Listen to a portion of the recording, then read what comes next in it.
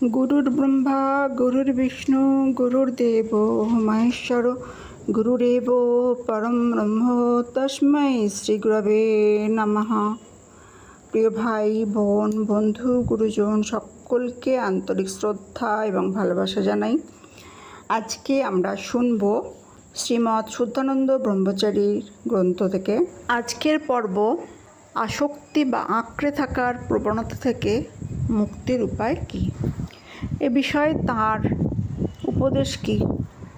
আসক্তি বা আঁকড়ে থাকার প্রবণতা থেকে মুক্তির উপায়, সচেতনতা এবং সমর্পণই উপায়।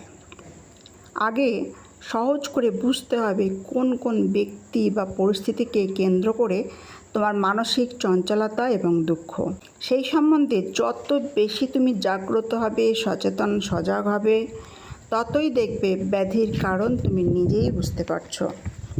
ব্যাধির কারণ জানলে তার উপাচার হয়। কারণ জানতে গেলে একটু নিজের মনের সঙ্গে ঘর করতে হয়।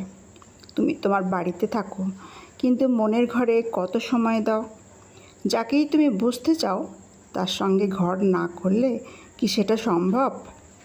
কথায় আছে, যার সঙ্গে ঘর করিনি সে বড় ঘরণী। মনের সঙ্গে ঘর করলে সেখানে কারা আসে যায় তাদের চিনতে পারবে, তাদের চরিত্র জানতে পারবে।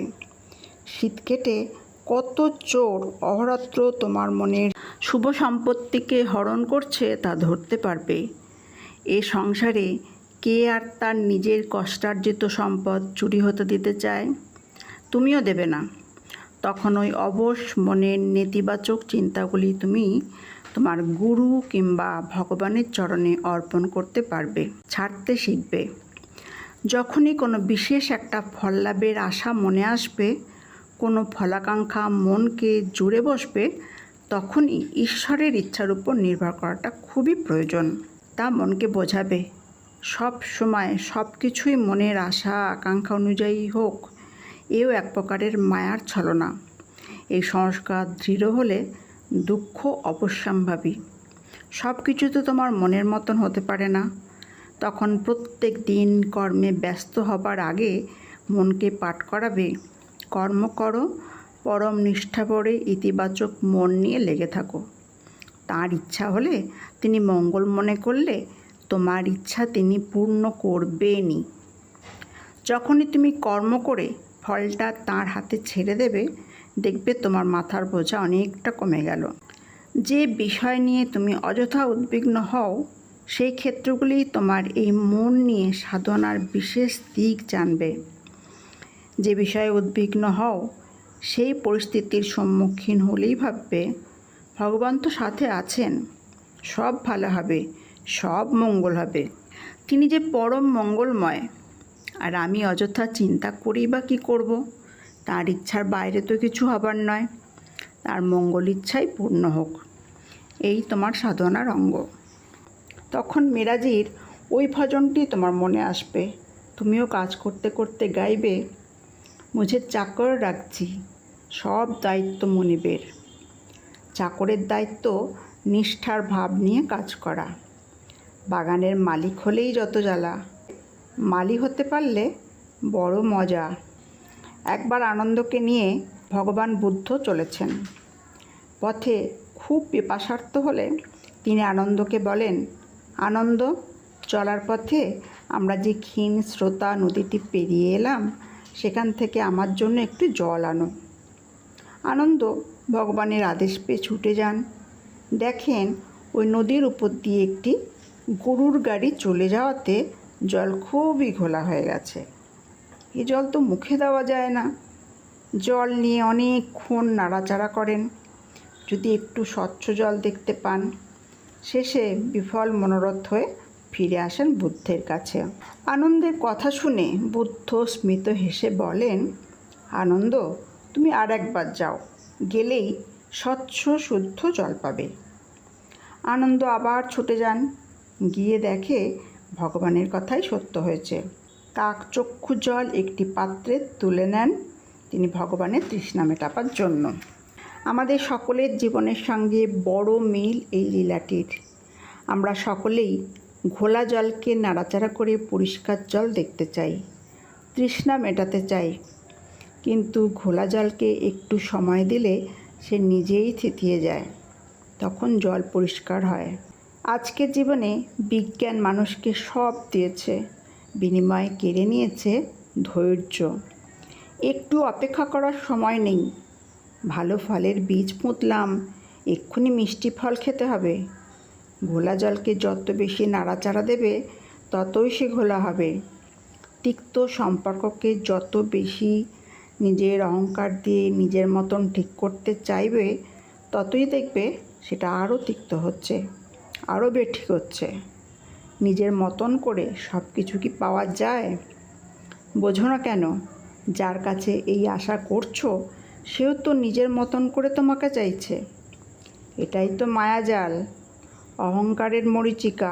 একটু আলগা হতে শেখো, সংসারেই সাধনা হবে। পাহাড়ে, জঙ্গলে, মঠে, আশ্রমে, বৃদ্ধাবাসে নয়।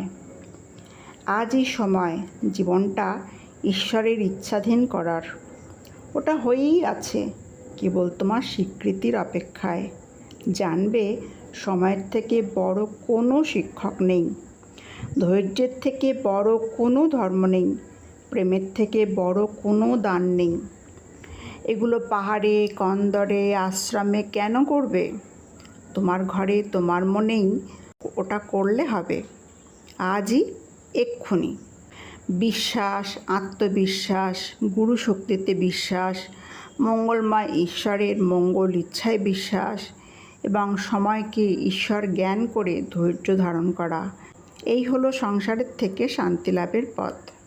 ভগবত ইচ্ছা না বুঝে কেবল নিজের ক্ষুদ্র ইচ্ছার দ্বারা তাড়িত হলে পরিণামে কষ্ট।